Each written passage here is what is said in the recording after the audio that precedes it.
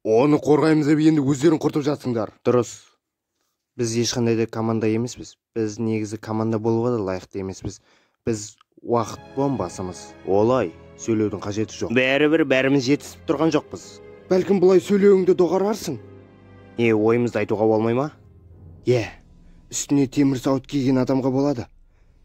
Сен негізі кімсің? Данышпан, ойыншы, миллиардер, филантроп. Міне сені кім екеніңді мен ғана білемін.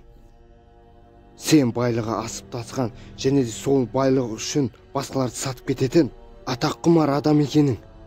Бәріне де апанық белгілі емес бі, Тони? Ал сенің өзің ше? Сен мен жайлы не білесің? Менің 45-ші жылғы соғыстағы ерліктерімді айтасың ба? Білмеймін, білемін. Сен зертханалық нәтижесің, Роджерс. Сені менің әкем ойлап тапты, соны мойындасаңшы.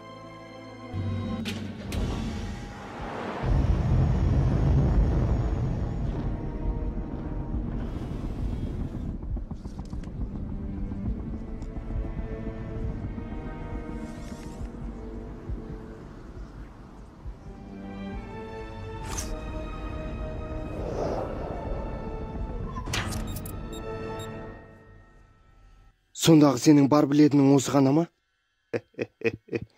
Қандай күлкілесіңдер. Және қызық, агент Романов, дәл қазір Брюс Беннерді басқа бөлмеге апарыңыз. Неге? Қамауға? Ол өте қауіпсіз. Сонда сол темір бөлме мені қорғай алады деп ойлап тұрсыз ба? Әрине.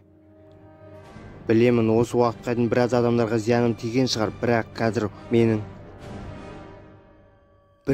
қазір менің ешқандай да ешкімге зияным жоқ. Ал сендер соны мүлдем түсінгілерің келмейді.